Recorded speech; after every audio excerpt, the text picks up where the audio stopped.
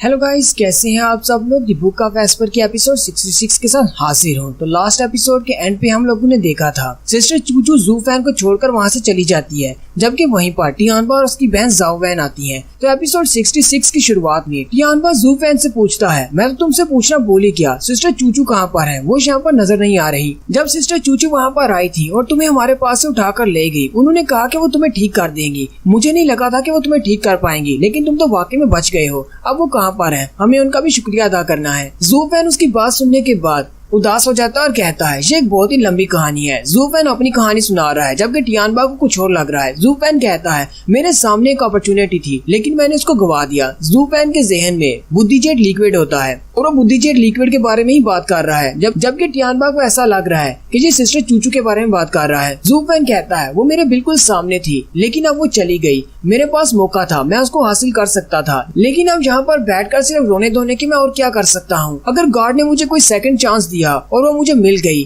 तो फिर मैं इस मौके को अपने हाथ से जाने नहीं दूंगा। जब आगे बढ़ने का मौका मिलेगा तो मैं आगे बढ़ूंगा। मैं उसकी खूबसूरती को देखकर वहीं पर स्टिल नहीं हो जाऊंगा। टियानबा भी उसकी सारी बातें सुनने के बाद काफी ज्यादा उदास हो जाता है और उसके कंधे पे हाथ रखते हुए कहता है, ब्रदर, मैं तुम्हारे दुख में बराबर का शरीक हूँ। तुम्हें उदास होने की जरूरत नहीं, तुम्हें फ्यूचर में एक और लड़की मिल जाएगी। देखना, तुम्हें तुम्हारा प्यार एक दिन जरूर वापस मिल जाएगा। अगर तुम्हारा प्यार सच्चा है तो सिस्टर चूचू तुम्हारे पास वापस आ जाएंगी। जबकि जू फैन उसकी बात सुनकर गुस्सा आ जाता है और कहता है, लगता है इस बेवकूफ ने मेरी सारी की सारी बात को गलत समझ लिया है। टियानबा जो कि जू फैन को सिस्टर चूचू के प्यार का भाषण दे रहा होता है, उसकी बहन वहीं पर थोड़ा सा खांसती है और गुस्से के साथ अपने भाई की तरफ देखती है। वो कहता है, अच्छा ठीक है, मुझे समझ आ गई। और फिर जू फैन से कहता है, जू फैन, जंगल में इतने ज्यादा दरख्त हैं, तुम्हें हमेशा एक ही दरख्त के साथ क्यों चिपके रहना है। यहाँ पर देखो, तुम्हारे आसपास और भी खूबसूरत लड़कियाँ हो सकती हैं। असल में वो अपनी बहन जाओ वैन की बात कर रहा है। जरा अपनी आंखें खोलकर पीछे की तरफ तो देखो, क्या पता तुम्हें चूचू से भी ज्यादा बेहतर लड़की मिल जाए। जू फैन उसकी बातें सुनकर बहुत ज्यादा गुस्सा हो रहा था और कहता है, इस लड़के को क्या लगता है कि मैं कोई ठरकी लड़का हूँ जिसे लड़कियाँ चाहिए। मुझे प्यार व्यार नहीं करना, मैं तो इसलिए गुस्से में हूँ कि मेरे हाथ से बुद्धिजेट लिक्विड चला गया। जू फैन डोंग टियानबा से कहता है, ब्रदर डोंग, तुम जहाँ पर किस लिए आए हो? क्या तुम ये सिर्फ यही देखने के लिए आए हो कि मैं मर गया हूँ या फिर जिंदा हूँ, या फिर कोई और भी स्पेशल काम है? जू फैन उन दोनों से कहता है, अगर तुम दोनों यहाँ पर सिर्फ यही देखने के लिए आए हो कि मैं जिंदा हूँ या मर गया हूँ, तो फिर तुम दोनों यहाँ से जा सकती हो, क्योंकि तुम दोनों ने मुझे जिंदा देख लिया है। टियानबा चिल्लाते हुए कहता है,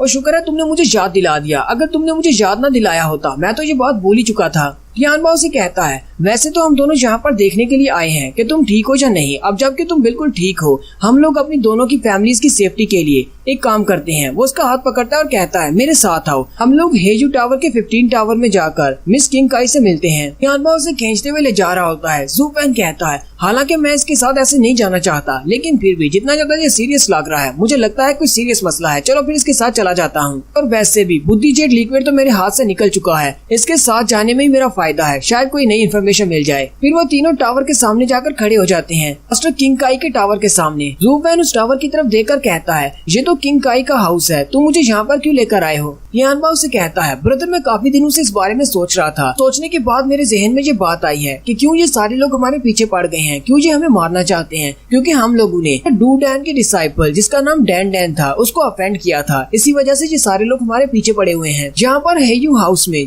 टोटल 15 टावर हैं और उन 15 में से यही सबसे बेस्ट टावर है। यहाँ की मास्टर बहुत ज्यादा अच्छी हैं और वो हम सबको मिलने भी देती हैं। इसलिए मैं तुम्हें यहाँ पर लेकर आया हूँ, ताकि हम अपनी फैमिलीज के लिए इनके सामने भीख मांग सकें, ताकि वो उन सबको समझाएं जो भी हमारे पीछे हैं और हमें इस मसले से बाहर निकालें। मास्टर डू डैन के साथ बात करेंगी और उसके बाद ये मसला हल हो जाएगा, क्योंकि अगर हम लोग इनके साथ बात करके इस मसले को हल नहीं करेंगे तो ये टावर वाले लोग हमारे पीछे हमेशा आते रहेंगे और हम लोग हमेशा डर में जिएंगे। कोई किसी वक्त भी आकर हम पर अटैक कर सकता है। जबकि जू फैन उसकी बात सुनने के बाद सोच रहा होता है, इन्हें लगता है कि ये मास्टर बहुत ज्यादा अच्छी है, यानी मास्टर किंग काई बहुत ज्यादा अच्छी है, लेकिन वो इतनी भी अच्छी नहीं है। अगर वो इतनी ज्यादा अच्छी होती और वो हमारी हेल्प करना चाहती, तो वो कभी भी यू लैंड को डैन डैन के साथ वहाँ पर नहीं बेचती, वो भी सिर्फ मेरी स्ट्रेंथ को जांचने के लिए। साथ ही जू फैन कहता है, वैसे ये बहुत ज्यादा अच्छा है, मैं भी किंग काई से मिलना चाहता था। आज उनके घर में जाकर उनसे मिलते हैं। मुझे भी देखना है कि यू लैंड के साथ फाइट के बाद आखिर मास्टर के दिमाग में मेरे खिलाफ कितना ज्यादा शक बचा है। उन्हें अभी भी शायद लगता होगा कि मैं जू फैन हूँ। जू फैन उसे कहता है, ब्रदर टियानबा, तुम्हारा आइडिया बहुत ज्यादा अच्छा है, तुम तो काफी ज्यादा समझदार हो गए हो। चलो फिर जाकर मास्टर किंग काई से मिलते हैं और इस मसले को हल करते हैं। टावर के गेट के ऊपर दो लड़कियां गार्ड खड़ी होती हैं।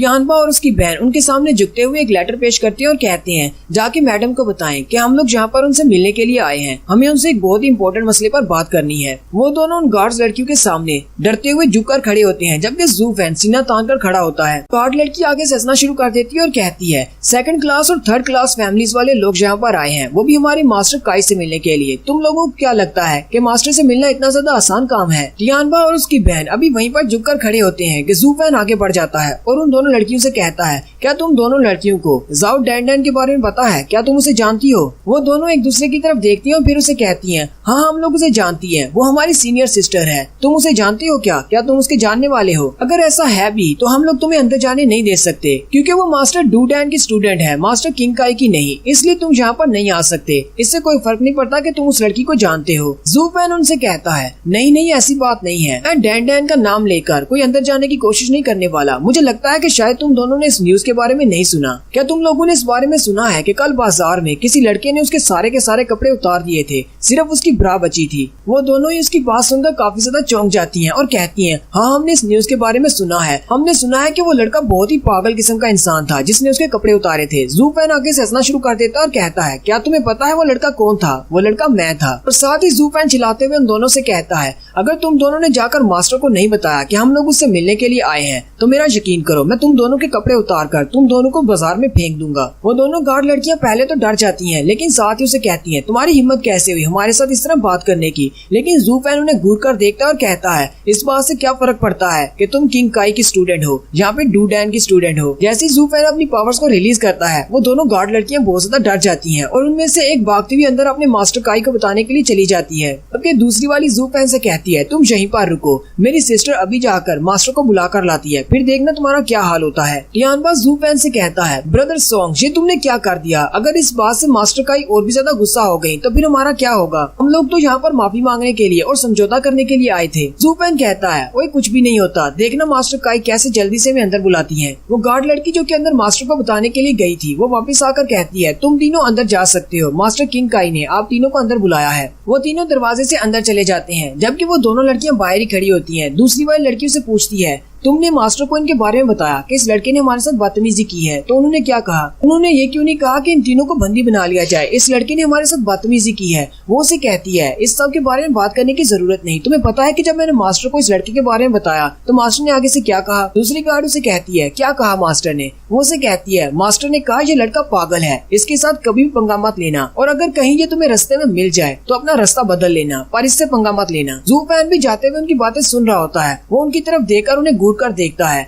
और वो दोनों लड़कियां बहुत ज्यादा डर जाती हैं। नेक्स्ट सीन हॉल के अंदर का होता है, वो तीनों अंदर चले जाती हैं, जबकि मास्टर किंग काई अपनी चेयर पर बैठी होती है। जू फैन मास्टर किंग काई को घूर कर देखता है, मास्टर किंग काई जू फैन को देखती है। टियानबा आते ही उसके सामने झुक कर कहता है हम लोग आपसे यहाँ पर मिलने के लिए आए हैं। मास्टर किंग काई उसे कहती है तुम्हें इतना ज्यादा पोलाइट होने की जरूरत नहीं है, फॉर्मल रहो, तुम तीनों यहाँ पर आकर चेयर्स के ऊपर बैठ जाओ। टियानबा वहीं पर झुके झुके मास्टर से कहता है नहीं हमारी इतनी औकात नहीं कि हम आपके सामने किसी चेयर पर बैठ सके। लेकिन जू फैन उसके पास से गुजर जाता है और सीधा जाकर मास्टर किंग काई की साइड वाली सीट पर जाकर बैठ जाता है और वो भी टांग के ऊपर टांग रखकर बिल्कुल नवाबों की तरह। मास्टर किंग काई से कहता है आपका बहुत बहुत शुक्रिया। टियानबा और उसकी बहन ये देखकर बहुत ज्यादा घबरा जाते हैं और कहते हैं माँ की आंख ये क्या कर रहा है? लगता है कि इसका पूरा इरादा है हम दोनों को भी अपने साथ मरवाने का। इस तरह जब मास्टर किंग काई के साथ वाली सीट पर जाकर कैसे बैठ सकता है? टियानबा दबी सी आवाज में जू फैन से कहता है ब्रदर सॉन्ग ये तुम क्या कर रहे हो? जल्दी से यहाँ पर आ जाओ, नीचे बैठो। अगर तुमने मास्टर किंग काई को गुस्सा दिला दिया तो न सिर्फ तुम्हारी सॉन्ग फैमिली मारी जाएगी बल्कि मेरी डोंग फैमिली भी मारी जाएगी। हम लोग यहाँ पर समझौते के लिए आए हैं, कोई एक्शन दिखाने के लिए नहीं। जू फैन कहता है तुम लोगों को तो शुक्र करना चाहिए कि मैं तुम दोनों को अपने साथ यहाँ पर लेकर आ गया हूँ ताकि तुम लोग इससे माफी की भीख मांग सको, लेकिन मेरा ऐसा कोई भी इरादा नहीं है। मुझे क्या पता था कि तुम दोनों बिल्कुल चिकन्स की तरह इसके सामने डर कर बैठ जाओगे। टियानबा जू फैन की तरफ से माफी मांगते हुए मास्टर किंग काई से कहता है प्लीज ऑनर मुझे माफ कर दे, मेरे ब्रदर को बिल्कुल भी मैनर्स के बारे में नहीं पता,